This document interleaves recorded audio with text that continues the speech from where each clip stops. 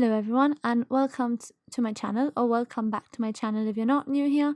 If you're new here, I go by Smiling. It's not my real name, but I hope that you enjoy this video. In this video I will be reviewing these watercolors that I got over Christmas. I hadn't actually used them before this, so I first wanted to swatch them. I also got these paint brushes, which are actually beautiful. At the beginning I was super hesitant to use them. Full disclosure, it is now March and I've used around half of them. I haven't used all of them because I'm trying to sort of get used to some before just using them all and seeing what I prefer them for. I got some Da Vinci ones and I got a couple of other makes. I must say I really love these Da Vinci ones. This box is actually full of the ones that I mainly use. Really, the ones which have gold on them I haven't used yet, so it's just the black ones that I'll be showing you and the big mop brush. I have enjoyed using these a lot so far. This one is one of the Da Vinci ones. I know it's a bit blurry, I should have probably put it closer to the camera, but I'll see if I can find the Amazon link that they were used to purchase and link it down below. If I don't do this, just drop me a message if you're interested and I can send you the link. This mop brush is by far one of my favorite purchases. I was looking for one like this for a long time, but since there are no proper art shops where I live, it's been quite hard to find it. I found it online and I asked for it for Christmas and I was really happy when I got it. I do think it's quite pricey, but for me it's worth it since I don't have anything like it for backgrounds and other textures that I like to create. This tiny one, I believe it's a Paul Rubens brush and it's very small, but it was fun to use. These gold ones I haven't actually used yet. I believe these are also from the Da Vinci set and I haven't used them because I'm using the other ones first just to get used to them. I am looking forward to using them. There are some brushes that I haven't used. I don't use flat brushes a lot, and then that one is a bit of a strange shape compared to most brushes I've used, so I'm looking forward to seeing what I create with it and how it works. Now on to the swatching. So I don't usually swatch my watercolors, and to be honest, this brush was really fun to use, but I think this is the only thing I used it for because I was concerned about the amount of water it holds. I know it's a really good thing, it's just I need to get used to it. And I didn't want the first painting I did with these watercolors to be harder than it already was because I used a brush that I wasn't used to. So I used it for the swatches though. As you can see, these colors are quite vibrant. I used the swatch card that the set brought. I kind of regret not using my own paper because this one buckled a lot. Also because of the amount of water I put on, but it just did buckle a lot, so I don't think it was easy to work with. So far, the colors are quite vibrant and they were really nice. I liked the tones of pinks and this red was really nice. I do think that I should learn from the swatches that I watch other people do with watercolors and just try and see if I can do a lot of paint on one edge to fade it out to show what different tones you can bring out. But for this, I was actually just having a really bad time with the water. So, but yeah, I was glad I swatched it out because after the swatch, it helped me pick the color for the colors that I wanted to use for the painting. Yeah, as you can see here, I was just holding it down because it was just buckling from the amount of water I was putting down. I should have noticed by here, but I don't think by this point, but I don't think I did. So at this point you can see what I meant about having used too much water. There was a lot of sunflowers here, which caused by the wet paint. But so I was quite happy to just start the painting at this point. It was the first time painting on this paper with this brush, so it took me a second to just get the right amount of paint and water together. I wanted it to look very pastel-y and very faded. I didn't want it to be a very vibrant painting. The only reason I did this painting was because I was watching something on Netflix and I felt like painting, and so I decided to paint this. I did this on the sort of other side of one of my paintings on the sketchbook that I showed in one of my previous videos.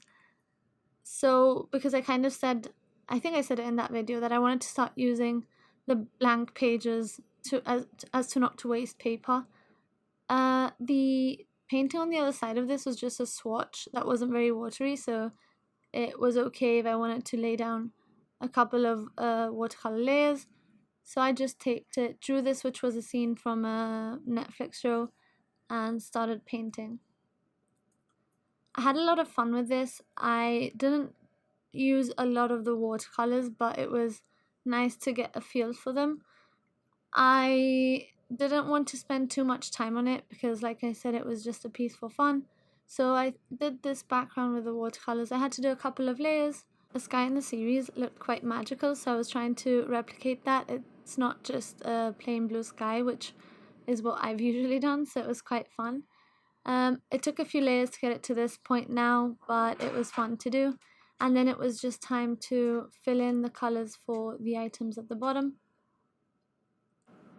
I liked the control this brush had. It was the first time using it, and it was really fun. This color was beautiful. I'm sad that I didn't get a closer shot for you, but it was a very nice color. One of my favorite colors of this set.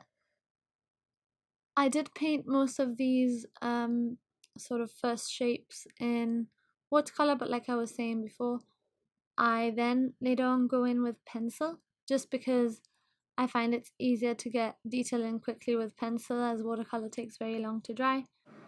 So I don't have much more to say about this painting. It was just for fun, so I'm okay with how it came out. As with everything that you don't plan or do properly, I do think that it could use a lot of things done differently, but I was overall quite happy with how it came out. I'm gonna put some music on for the rest of it. I know I haven't done a lot of talking, but this voiceover was actually filmed a bit late, so I don't have time to do the full video in voiceover, and there's not much more to say about this. So I'm just gonna put a bit of music, and I'll be back at the end of the video. It got me thinking now, should I take it or leave it out? It got me thinking now, and now I'm stuck in this loop again. It got me thinking now, should I take it or leave it out? What would happen if I talk to you? Got a feeling that I get a clue. Would you be my Fortnite?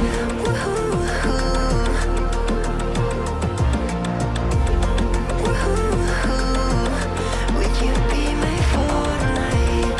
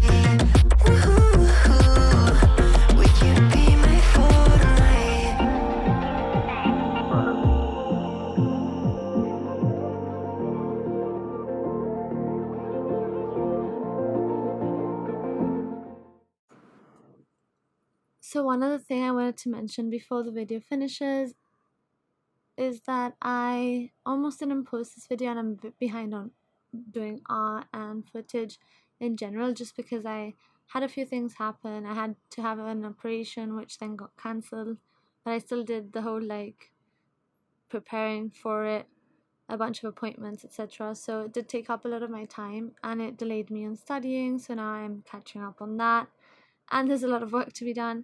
So all of that just sort of made these videos a bit harder to finish off, etc.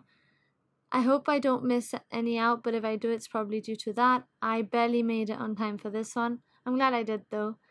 This part, I just add a few details with the Posca pens. I wanted to do her hairpin and just some highlights in white to the dress, to... I don't think I did any to the flowers actually. But this Posca pen was actually a bit old, so it was quite hard to get the white paint out on it at the beginning, which is why you see the marks of white on the washi tape on the left. There was a lot more I could have done to this painting. I could have finished off her face, which really I didn't do much detail on. I could have added more shadows. I could have just done a lot to it. But like I said, it was for fun, and I'd had my fun at this point. And then the highlights is always satisfying, so I think I just went in and did what I thought to her. To be honest, looking at the video, I should have probably added highlights to other things, but I only added highlights on her.